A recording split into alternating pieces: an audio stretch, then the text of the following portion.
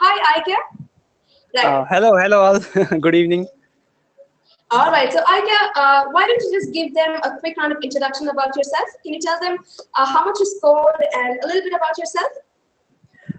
Yeah, sure. I scored 329 on the GRE, and I graduated from one of the better government colleges in Gujarat. In fact, one of the top colleges, government colleges, from in IT department. And thereafter, I graduated in 2014, and thereafter, I worked for 2 years at Infosys, and after that, I thought of pursuing my master's degree in the same field. There is computer science, and hence quit my job and appeared for GRE. Took the help of GRE Edge and scored score achieved my targeted score. So uh, that was probably unexpected, but I guess I can attribute it to the hard work that I put in my preparations. At Infosys, a little bit of more about myself. If even at Infosys, I was a Java professional, and I was involved in a lot of activities. Even at my college, I took part in debates, and um, I was, in fact, I took up tutoring also in my college days. That in fact helped me in Quant. I used to tutor 10th standard kids, read a lot of novels during my school days, and yeah, so teaching, reading, watching movies, these involve my hobbies. So it's a little bit about myself. Okay, amazing. So that's really interesting to have tutored a couple of kids, which actually, in effect, helped you in your GRE. That kind of explains the 167 in your quants. Anyway, I can see that meanwhile, there are a lot of students out here in the audience saying, congratulations, that's a wonderful score. And Thank a you. lot of them want to know, is this your first attempt in GRE? Yeah, I could not afford a second attempt, so all I had, I knew it straight away that this is the only attempt that I'm going to give, because one important factor is that I paid the fees from my own money and savings. It's tough for an engineer. Okay. Absolutely. So everybody is okay. People are asking you, how many words have you mastered, Aikya?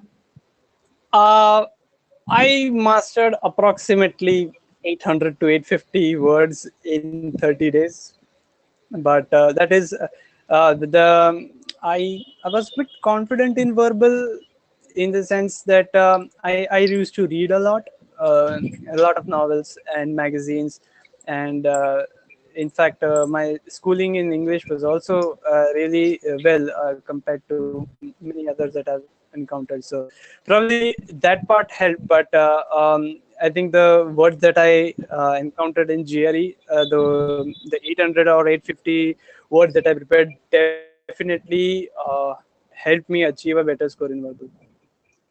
A lot of the students are still amazed about the 30 days, and some students are already getting to understand what are the tips that you have. So, guys, he has a very, very wonderful agenda prepared for you. He's going to get down to all of the specifications in a bit, but before we do that, what is your primary motivation behind pursuing your master's abroad idea? Uh, Look, I had a great 2 years at Infosys, but I felt that I was not probably at my professional best, or I was not competing as much. I was not growing in my knowledge. So perhaps a master's degree from US has great set of colleges, a competitive environment, international standards.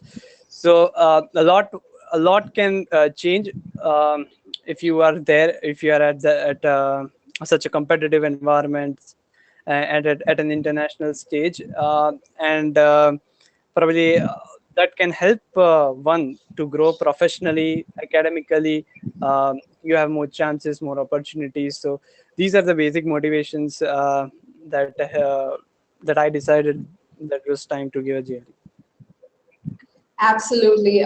So we have questions here coming in from the audience about how many hours you put in, what are the, how did you split up your entire duration? But you know what, Aikya has a very detailed version of that coming up shortly. So for now, just so that you know they get an overview of it, can you just take them through in brief? How did you prepare for GRE and get at that 329 in about 4 to 5 weeks time? Yeah, so I had just done with my TOEFL probably 2 months before, about 2 months or 7 weeks before my GRE. So I decided to take 2 weeks off, and then probably start my preparations for GRE. Since I was from an engineering background, I thought that probably math, quant would be trifle bit easy, and since I had a okayish base of English, I thought that 4 or 5 weeks would be enough for me to prepare for the GRE.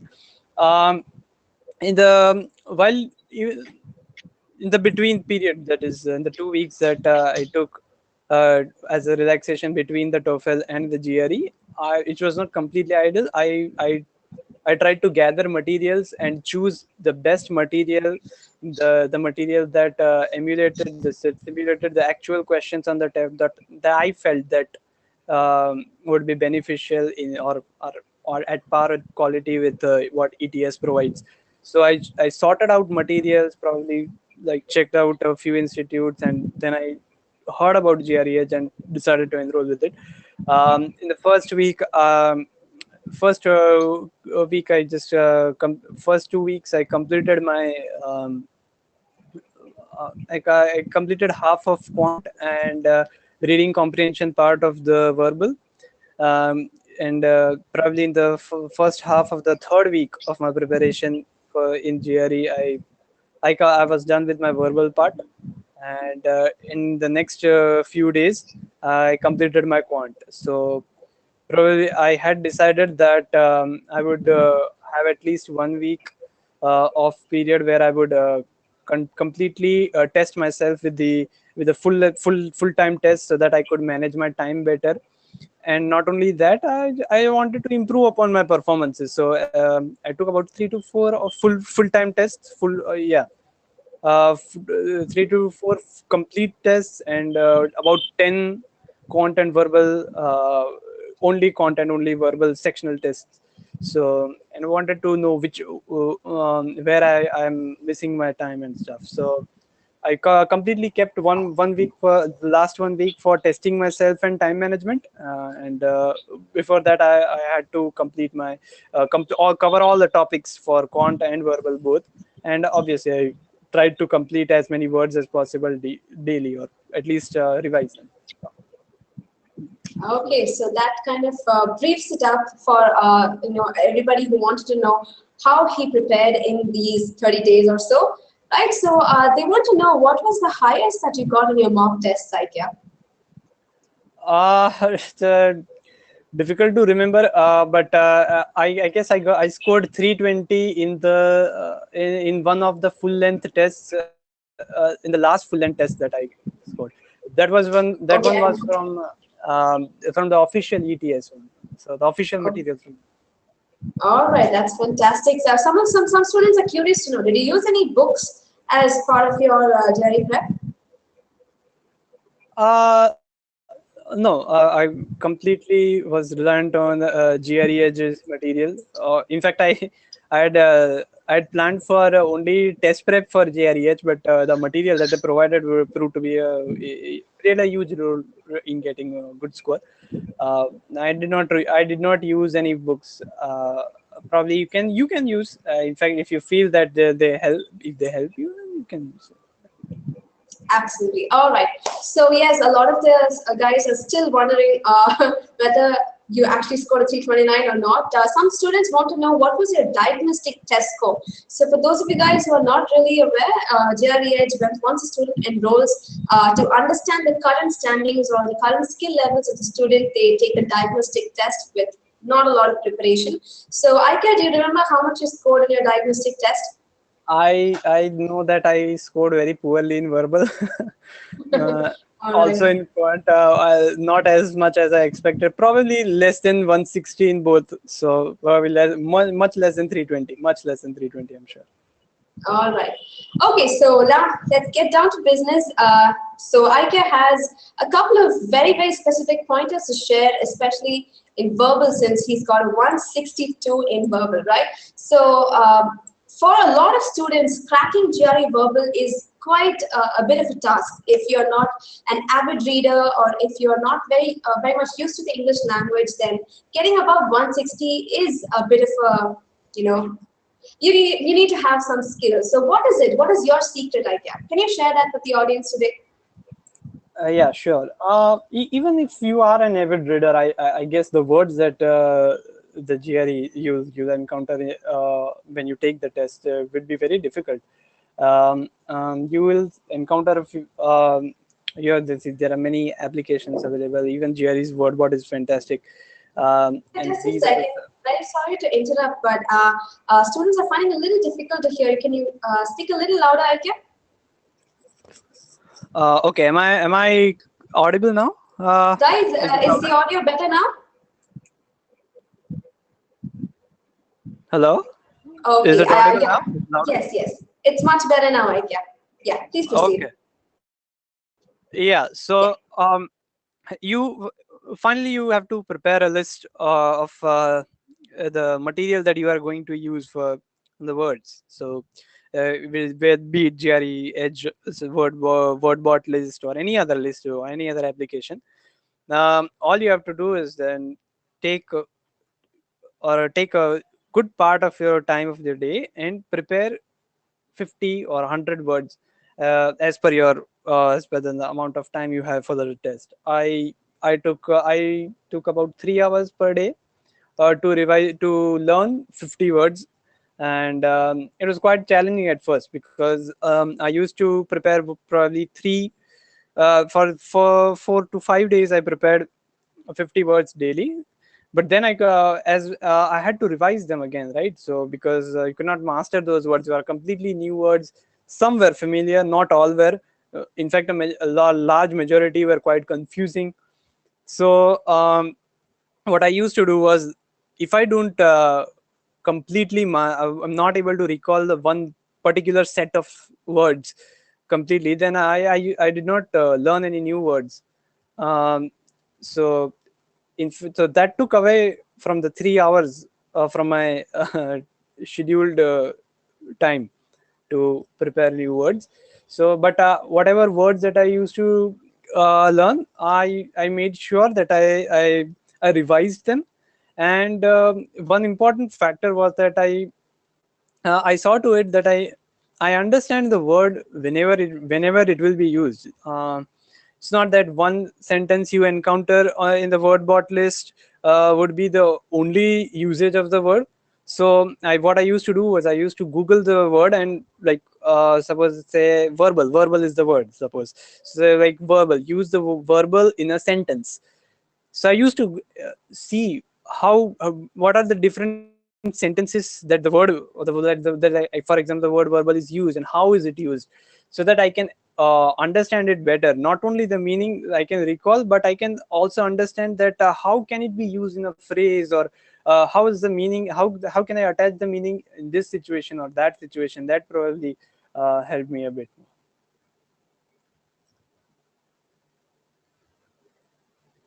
So I'm not audible. Actually, I'm not able I'm to hear. so sorry. Are you able to hear me now, Aikya? Yes, Yes. yes. Okay. So now a lot of students have asked, how many hours did you spend in a day preparing for GRE? Uh, well, it varied, but I can say that minimum probably 6.5, 7. But during the peak phase of my preparation, if I can say, I would have prepared for about 10 hours, but not more than that. Never more than that, in fact. Okay. And roughly how many words did you prepare in total for your GRE verbal? As I said earlier, I probably about around 800 to 850. Yeah, about Okay. 850 I prepared. But Right. I would advise that the as many words you encounter or learn or master, the more you learn, the better it is. Not don't restrict yourself to 850 because I manage only 850. Okay, fantastic. So I hope that answers a lot of your questions. Parmesh said, how many GRE words should I learn to get a 150 in verbal? See, the words that you learn might not appear on the GRE at all. So, the more you learn, the more you can get. And I would say that probably everybody should prepare about 700 words. That is the minimum to score a decent to get a decent score on the verbal test. 150, probably you'll need 700 words, so you don't know which words you might encounter. So the more you do, the better are the chances that you'll encounter those words. All right. So what are some of your effective ways to crack GRE verbal, Aikya? Uh, Look, my verbal SFAs were constantly in touch with me. They were providing me feedbacks about where I can improve myself. One such example I can give is the sentence equivalence. They give me. I struggled initially with sentence equivalence, which I thought that would be easier for me, but it was not. I was only able to get only one answer correct out of a possible set of two answers. And so the few tips provided to me by my verbal SFA uh, that for sentence equivalence was that two words who have the exact same meaning probably are the answer. So I used to get confused a lot because the options are usually confusing on the test. I can give you an example for that if then I That's can wonderful. Right, right, decide. sure. Right. So here I have on the screen an example for you. So yeah, so what my verbal SFA told me that if you are confident about one word, then the second one probably has to be the exact same meaning word. So that would be the answer. Many of you know sentence equivalence. You have to choose two words to that can complete the sentence with keeping the meaning intact. Let's read this one.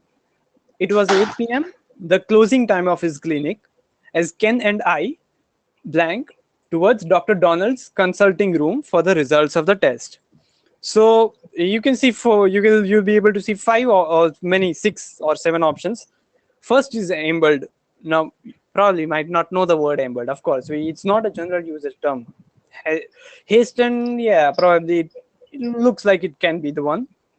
Sauntered, again, probably a difficult word. You might not have encountered it even in your preparation. Dashed is a very common usage word, and if you put dash that it was 8 p.m. is the closing time of the clinic, it's understandable that I dashed towards Dr. Donald's consulting room. It's a very regular usage word, and your brain takes that, yeah, this is the one that this one is definitely there for sure. So you pick up dash, but you don't know the other one. So strutted, maybe it can be, but can be strutted or caprioled. Maybe you don't know the meaning.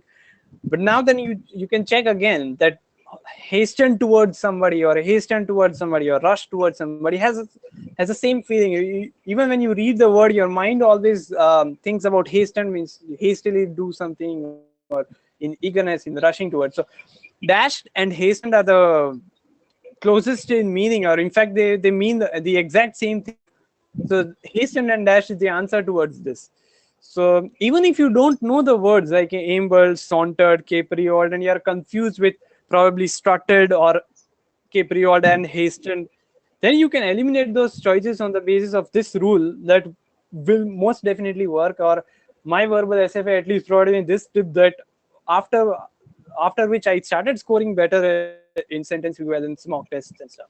So this example is another a very good example of one thing that you must notice, that even if supposing you have prepared well and you know the meaning of the words like ambled means walking very slowly, and sauntered also means like walking very slowly. So even though these are the exact same meaning words, they don't fit in the sentence, in the context of the sentence. It was 8 p.m. You don't saunter or amble, you don't walk slowly, you sorry, you work, you run faster, you approach it faster, you dash or hasten. So aimed and sorted, although they mean the exact same thing, will not fit into the sentence in this verbal, in this test. So this is a very crude example that this is very wonderful example, sorry, that that will that will explain you that not all same meaning words can be used, and the same meaning words you can go by the choice of elimination if you are confused with one and not confused with others. Okay. Wonderful. So I can see some of the students are kind of marveled. Even before you explain the solution, we had some students who ticked the incorrect option. But anyway, I hope this kind of sorts the sentence equivalence problem for most of you guys. And also, some students have asked, out of the word board list that you prepared, did you have any preferred lists, Aikya? No. Whatever my SFA had put forward in the schedule, I used to manage that. I used to learn that, because see, word bot list as a wide variety. It is about 3,000 more than, probably more than that, those words, and I did not go through all entire list to say that this is the list I'll prepare for, this is the list I'll say prepare second. No, I left that to the verbal SFA, and that was enough. I mean, most common words were I encountered during the start of my preparation, the most common GRE words. All right. What about tips for some students who are not really an avid reader? Is there anything that you have, on the lines of reading? Look, even though I was an avid reader, I was a very slow reader. So one very important aspect of GRE verbal is that you read the paragraph once and you understand it. So whenever there is a question on the basis of the paragraph, uh, you don't have to go back again to check where it was, or probably miss the meaning of context, or something that you have not encountered in the paragraph. You cannot afford to lose time in such manner. I initially struggled with reading comprehension, and probably that was the most that was the aspect that I worked most upon.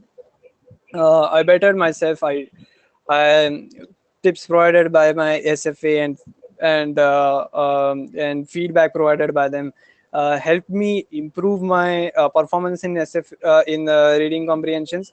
I mastered the art of grasping the meaning of the paragraph right in the first scan, the first time I read. I was a slow reader, but then I learned to read it faster as well as comprehend the meaning. So that was one habit that even though I am an avid reader, I read a lot of novels and books, storybooks, and magazines and papers. But I'm a very slow reader. That I take my own time and then probably comprehend stuff. And even in the during the mock test or practice, I used to go back and visit the paragraph again, even with some of the options were quite confusing. But this is where the more the words you learn, the better you can get at this, because then you'll be able to understand how things work. So this is how I tackled my weakness in probably slowness of the comprehension skills. So I tackled that head on. Uh, so how about if you come across some long and not so interesting passages? In that case, how do you read? How do you tackle that? We have a question here from Karanam. He says, how to overcome reading comprehension that is boring and not interesting to read? Did you face any such instances, Aikya? Uh, in fact, the boring ones were the ones that I got the answers correct. Those that I am very familiar with, like is probably some science topics that I'm going to fascinated by science. I keep reading a lot.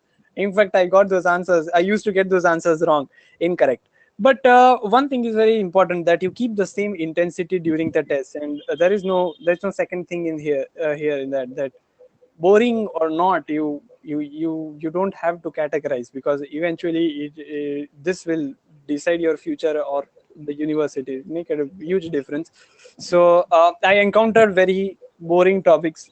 I agree, even during my preparation, but then I had already accepted this fact in my mind that I am going to encounter such, but there is no other way, and you have to keep the same intensity and focus, and probably get ahead. So there's no second, like how do you tackle or something like that. You have to accept the reality. This is how it is, and probably be prepared for it. That is the best way I can say.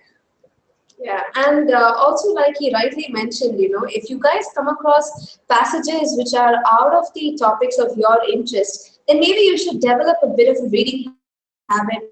I mean, you should probably go through editorials of some newspapers where a variety of topics are discussed, right? So that way you expose yourself to topics other than what you are comfortable with. You get to learn, you get to read a little bit about the environment and the current affairs, science, architecture, something which is out of your comfort zone. So start exposing yourself to those editorials, and even that way you can tackle that problem as well. Or even if you're surfing for Facebook, and if you encounter any such articles about archaeology or astronomy, that those two are very fascinating. Evolutionary science is few subjects that I manage. I find very fascinating. So I, even on Facebook, you might not subscribe to journals, and that is not needed. It's very expensive as well. And these are a few ways probably which you might encounter material and topics, so that comprehension becomes better. If you are familiar with the topic, no, the brain will work faster. That's how it is. One very commonly occurring question is that, is there any time limit that you set for any passage? Do you have to, finish reading a passage within a certain duration of time or so? Did you practice doing so? I had, but I don't remember the exact time. But my SFA was very clear that this is the amount of time you have to spend on the passage. However, what I did was that I still remember that text completion and sentence equivalence, I did not take more than 1 minute. So I kept all the reading passages for later. There is an option for marking a question in the test, so you can just mark the questions and then probably you can revisit them. So I did not even Okay. look at the reading comprehension passages in the test. In the actual test, I did this. I did not even look there. I just went to the next question and completed all the text completion and reading comprehension questions.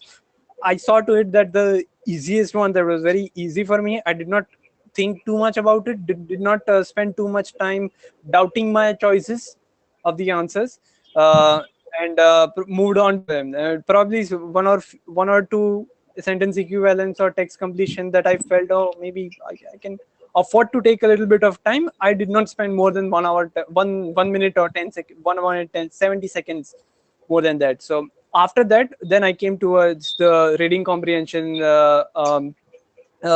things. One important thing. Okay, thanks for bringing this up, Donna, because one more important thing about this is that you don't know how many questions are there for this passage. There might be a four paragraph passage, and you might only have two questions or three questions. And one paragraph reading comprehension will have three or four questions based on it. So that was where I actually wanted to see that how many questions this paragraph has. So this is one tip that probably will be helpful to future test takers, that just check how many questions are there pertaining to this paragraph, so that you don't waste your time reading the entire paragraph and then answering only one and two, and then you experience a time crunch and miss out on the easier comprehensions, easier reading passages. Wow, that is kind of like a great tip when it comes to time management, right? Which most of us struggle to do. Right. So now let's move over to the Quant section where you've scored a whopping 167. Wow. So can you tell us what is the story there? Can you tell us a bit about some challenges you face in quants and how did you overcome all of that? Yeah, so I always thought, and I was always told by my friends that Quant is easy on the GRE, easy on the GRE, and I take a lot of pride in my mathematical abilities to calculate and stuff. But when I took the mock tests and I found that I will require. In fact, I was not able to recollect some. Um, During my school days, I was really great at geometry, but in the mock test, in the chapter test, when I encounter on the GRE portal, the learning tracker, I did not perform well in the quant section. So in the quant section, especially in the geometry section. So whenever I felt that I underperformed, I in fact I practiced more and more and tried to find out materials from probably in the um, online or maybe Google search on the topic, and explored more questions on that particular topic, and so that was basically what I followed in quant. And one important factor that is again pertaining to time management. A lot of things in GRE is pertaining to time management, because when the clock is right in front of you, you experience a different sort of pressure. Um, so I used to solve all the questions correctly, but I took a lot of time, and that I compared myself on the learning portal. There's an option to compare yourself with other students. So I was taking more time than those. So when I evaluated myself, I came to realize that I'm doubting my calculations time and again. Then I started practicing by solving quickly and not doubting my calculations. That comes with better preparation and clarity of concept in quant. You have to be very clear in the concept, and thoroughly prepared for thoroughly preparing all the topics. So that is very important, so that you can trust your calculations. You don't second guess it. You read the question once, you obtain all the information that is present. Don't misread any information. And when you start to calculate, you must have a definite guideline as to how to approach a problem. And that is how I like to share this with one example. I used to make notes. If every time I used to encounter difficult questions or a particular type of questions in the quant section, if I encountered them frequently, I used to make a note that how I solved this efficiently, or any techniques that are provided which are faster, so that whenever I encounter it in the actual test, I don't have to think about how to approach the problem, or how to probably do that, how to solve it. Rather, I know that this is the first thing I'll attack. Probably you'll be able to see this on the I've taken one from speed and distance. I'll just read out the question. From the opposite end of a small bridge, two trains approach each other on parallel tracks at a speed of 45 miles per hour and 30 miles per hour. When they start to cross, they are to start crossing, one train is seen to have covered 352 yard less distance than the other. So what is the length of the bridge? So whenever I'm not going to solve it with a chalk or board. I'm just trying what strategy I applied to this. So um, I knew that I've encountered such questions frequently, and you will encounter such questions frequently on the test. Is that when the two trains or two objects are meeting at a point on the same path, the time that they've taken to reach that point from the ends of that path is the same. And I knew this from the preparation and the approach that I had taken during my practice test. So keeping the time as one constant, approaching it as a constant, speed is equal to distance upon time. So speed is directly proportional to distance. The faster you move, the more distance you cover. So when you're solving this, you require two equations. I had one equation down within 5 seconds. That is, speed of the faster train upon speed of the slower train is equal to distance of the faster train, distance traveled by the faster train divided by the distance traveled by the slower train. So you had one equation right here. 45 upon 30 is equal to df upon ds. That is distance traveled by the faster train and distance traveled by the slower train. Like 3 by 2 is very. And the other, of course, you have to make use of all the information that is provided. The second equation is pretty much straightforward. That is that distance traveled by the slower train is equal to distance traveled by the faster train minus 352 yards, or whatever the unit is. So in a way, this is how you can improve by practice. The more you practice, the more you can devise techniques and explore techniques, so that you can calculate the sum faster. You can attack the you don't have to think about the strategy to solve it. You already know the strategy, and you are just put forward both the equations within, probably you can solve this in probably 45 seconds, instead of drawing the bridge and drawing diagrams and stuff. So this is how probably it's one method that you can employ by practice. All right. So I guess practice, practice, practice is the key. From what Aikya says, when you practice, you make those very effective notes. I mean, a very simple equation that he gathered from his practice experience kind of reduced a lot of time, right, Aikya? In about Yeah, 2 to 3 seconds, he already had this starting already figured out. yeah. Yeah, so I think that is quite a game changer. So that brings me to my next question, Aikya. What were some of the game changers in your GRE preparation? um I guess excuse me, I constantly I was constantly keeping track of where I am. So, um, that is whether I'm on schedule or not, and the SFAs saw to it that I am on schedule. In fact, one of the very reasons for enrolling with GREedge was that they were providing SFAs and providing a schedule. I'm somebody that who needs other person to like a strict taskmaster to make me work. Um, I have explored that working alone, that is preparing alone, has seldom has not affected my results.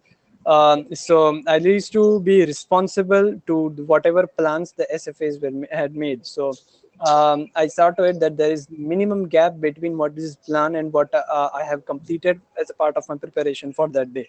So very important aspect that uh, that that you might not, you usually face. You prepare a schedule, but you don't meet it. So this is one month you have, and probably you can close the gap as much as you can. So you follow the study plan, and probably you can adjust your study plans according to the preparation. If you find that this topic is difficult, then straight away approach it head on, and don't leave it for the leave it for later part. You straight away approach it and adjust your schedule accordingly. If you find that this is too light a schedule, and probably I can stretch a bit more and cover more topics for that day, you can do that, but make sure that you're not behind your schedules. An important part is the feedback. You keep on working hard, you keep on solving sums, but if you are not learning from what you are not learning from your mistakes, then all of that will go waste. You will keep your same level, you will not improve upon. Whether it be it mock test, or that is, if you encounter you scored 320 on the mock test, but you have to check where you went wrong and how you can improve, so that next time you take the test, it is always more than that 325. Feedbacks, whatever the SFA provided me, that probably you can improve in this area, probably you can target this area. Feedback is very important for me. And there's an option on GREedge portal of comparing yourself with those people who have scored your target score. Let's say my target score was 330, so people who had already scored 330 on the GRE, how much did they score when they took this module test, when they took this section test? I saw to it that I was maintaining that level, and when I did not maintain that level, I used to hate myself. Oh my God, how did I did not I was so below par compared to these people. So I felt hurt, and and responsible, that I'm the one who's responsible. You accept the challenge that okay, I'll practice harder for this topic and be at par and consistently maintain that level. it's very difficult to do this, do so. See, we are not all geniuses, and probably those are who are geniuses are not even listening to this because they get it everything. People like me who are not as genius, for us, it is very important to maintain that level, to be on that part, the intent and honesty required to discipline yourself to maintain that level of excellence. The intent is very, I think, very important. So these are a few things that I think were the game changers in my approach from as different to my college days when I used to take college exams. None of this I never followed these, but for the GRE, there is set that will set the tone for my future. Probably these things are very, very important and proved to be a game changer, and I'm glad that I followed these. That's wonderful. I mean, a lot of I can see some of the students are already motivated, and that's I know the comparison bit where you compare yourself with those who've achieved your target score kind of always pushes you to move forward. So congratulations and kudos to the go-getter that you are, Aikya. Thank you. I mean, it is his, I'm not going to settle for anything but the best for myself kind of attitude that finally led you to the dream score of a 329. I hope you guys had a wonderful chat here with Aikya and also got some important tips and tricks that you can employ in your GRE schedule to get your dream GRE score. Right. So, is there anything that you want to last conclude with Aikya? Any last couple of things to say to the audience? Yeah. First of all, I would like to wish the test takers very best of luck so that you can achieve your targeted score. Yes, one thing that I like to share is that uh, I don't ever settle for a lower score. That is what happened to me during my university. That I used to target to get a certain amount of score, but by the end of just before the exam, I had noticed that I had not even covered half the syllabus, and then my target score was okay, I say thoda kam chalega. So that I used to settle for it, but don't do it. Don't never settle for it. And the second thing, don't be nervous on the day of the GRE. You might be feeling very, very nervous, but please understand that be confident in your preparations and your calculations and time management, and don't let nervousness you can ruin your preparation, your preparation. So probably these two things I would like to say to you, and wish you all the best for your scores. Thank you. Okay, that's amazing. Thank you so much for joining us, Aikya, and for sharing your valuable tips. And guys, I hope you guys also not settle for anything less than your dream score. So that being said, a very, very good night to all of you, and all the best for your GRE preparations. Until next time, this is Donna David and Aikya Shah signing off for the day. Good luck and take care, guys. Bye bye. Thank you.